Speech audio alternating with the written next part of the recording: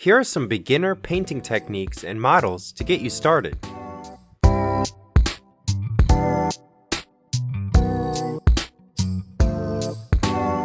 Before we get started, shout out to Ray Momo for expanding her Goo Mover army. She's got a full one-page rules skirmish force going, and I'm all for it. Move that goo, Ray Momo. Move that goo. Also, speaking of Goo Movers, they're now award-winning. The winner for every model is a Necromunda Model 2024 Gang Award is going to the Goo Gang! They won Best Gang and third place People's Choice in the Every Model is a Necromunda Model competition hosted by Fueled by Chaos, Underhive Art, and Papa Glitch. I appreciate their kind words and all of you that voted for me. It was a blast taking part in. Everyone kit bashed and painted the heck out of their models, and I encourage everyone to go check out the competition videos on Fueled Chaos's channel. Alright, I recently got an email from a viewer asking for some painting tips, as they were new to painting.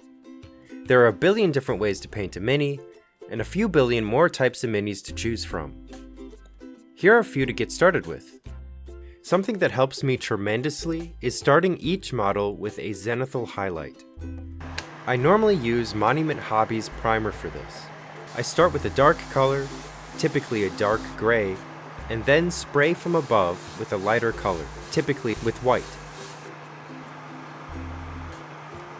You can use spray paint for this as well, and if you don't have any of that, you can use a brush. Zenithal Highlighting helps a ton with speed paints and glazing, but honestly, the biggest part for me is it makes it easier to see detail on the model while you're painting. You can take Zenithal Highlighting one step further by replacing the white spray with whatever the main color of your model is. For something like a Space Marine, you can just spray all the armor at this step. I wanted these Fallout Space Marines to be silver and blue, so after a dark gray primer, I Zenithal sprayed with a silver, and then lightly with blue. This mini was 99% done with the airbrush, and a little dry brushing as well. Dry brushing is a great way to get paint on a model.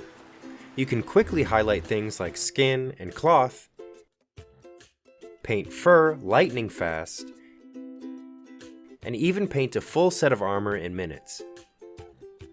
This is also a great way to Zenithal highlight if you don't have an airbrush or a light colored spray paint. Dry brushing is when you put some paint on a brush, wipe away pretty much all of the paint on a paper towel, and then gently swipe your brush against a model. This will leave paint on only the edges and the most prominent features.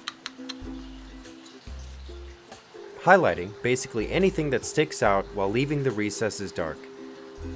I like testing how much paint is on my brush on the back of my glove. They make dedicated dry brushing brushes like these from Artis Opus, which are really nice and useful. A soft makeup brush would work too. Basically, any soft bristled brush will do. Here are some examples of minis that I used a ton of dry brushing on. The cloth on these enforcers was highlighted with dry brushing, and their armor was nearly fully painted with dry brushing. Let me know if you want a tutorial on how to paint some of these guys. These shrews from Printed Encounter were first base coated with the fur color and then dry brushed with a lighter color. Things like skeletons are also great to learn dry brushing on and will help you build up your mini collection. Lots of games need skeletons for you to beat up on. Before we get into our next step, a word from our sponsor, FlexiSpot. Big thanks to FlexiSpot for sending me their E6 standing desk. The desk's dual motors can lift up to 355 pounds, which is really convenient since I'm roughly 320 pounds of pure muscle. It has a tensile strength of 28,000 psi, which is stronger than steel in endurance. It's super stable and doesn't move around even with an FDM printer going crazy on it. It has some super nice controls that have memory buttons so you can set the height that's right for you.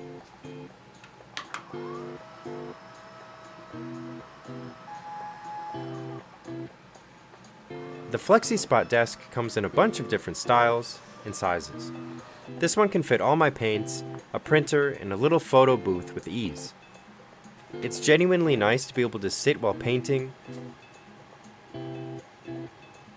and then stand when building terrain or something. Use the link in the description if you want one for yourself. Thanks again for FlexiSpot for sponsoring. Now back to the tips. Everyone and their great uncle talk about how important thinning your paints are.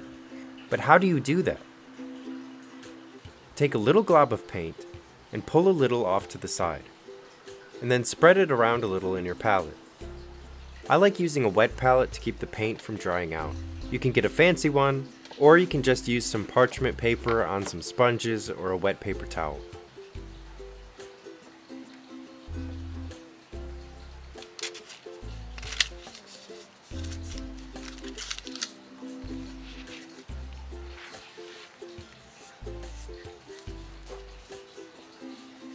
You can roll your brush on the palette a little to keep the tip sharp, dab off the excess water on a paper towel, and then test it on the back of your fingernail or your glove.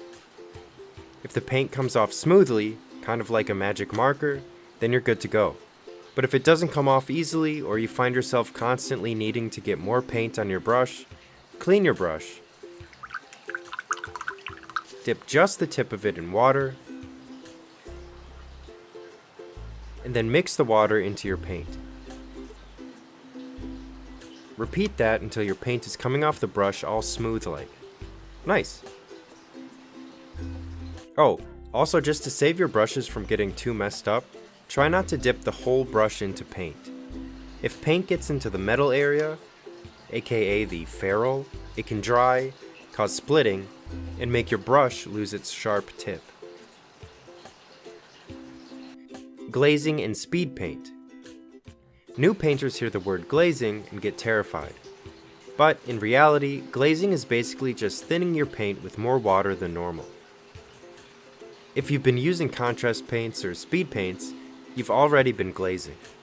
This way, if you Zenithal highlighted beforehand, the glaze will tint the model and leave some of the base coat to show through. This makes it look like you can highlight and shade like a pro. Just like dry brushing, I like to test the consistency of the glaze on the back of my glove or finger to make sure there isn't too much or too little coverage. Just right is tinting the undercoat without completely obscuring its color.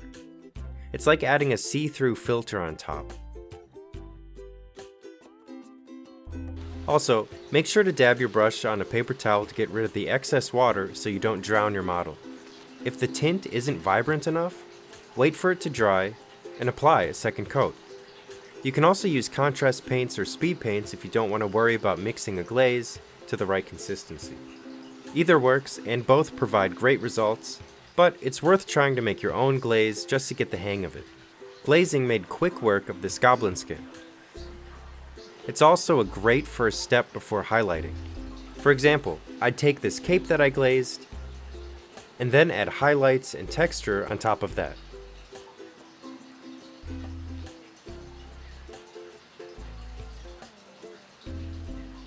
Those techniques can take you far and really help with learning how to thin paints and get better brush control.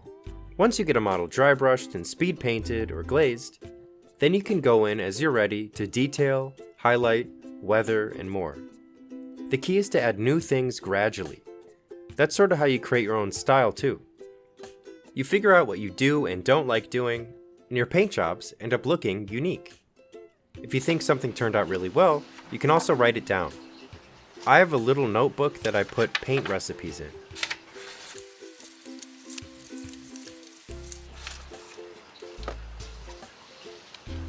As far as models go, as weird as it sounds since they're so big, vehicles can be great to learn on.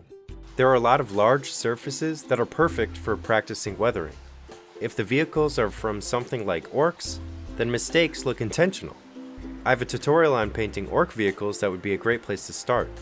These goo mover vehicles were basically fully done with airbrushing metallic paint, dry brushing on worn paint, and adding rust effects. In a similar vein, busts can be great as well. If you don't have a bust, but you have a 3D printer, you can scale up any model and make your own bust. Busts allow you to practice tiny details on a larger scale. You learn how things should look, so when you take it to a smaller model, you know what you're supposed to do. I really should paint more busts. Here's one from Mammoth Factory Games that I painted a hot minute ago. I ended up learning a ton on this model. Also, I actually helped them design it, which is cool. Terrain is great for learning on too. It's a low pressure project that typically can be done with loads of dry brushing. The most you'll probably have to do with traditional painting is pick out a few wires or metallic spots and some stippling to add color. Stippling is an artist's fancy way of describing angrily stabbing with a paintbrush. I've also found that actually playing some games helps a ton with painting. I've been playing loads of Necromunda at my local hobby store, Old Guard Games, and it's a great motivator to paint. It's always better to play with painted minis. That's what I got for you. If any of y'all have tips that helped you out when you first started, by all means, leave them in the comments. Thanks again to my Patreon supporters. You guys keep me motivated and making videos. Big thanks to FlexiSpot for sponsoring and sending me the desk. I really appreciate it. Thank you. If you enjoyed, feel free to like and subscribe. Alright, bye-bye.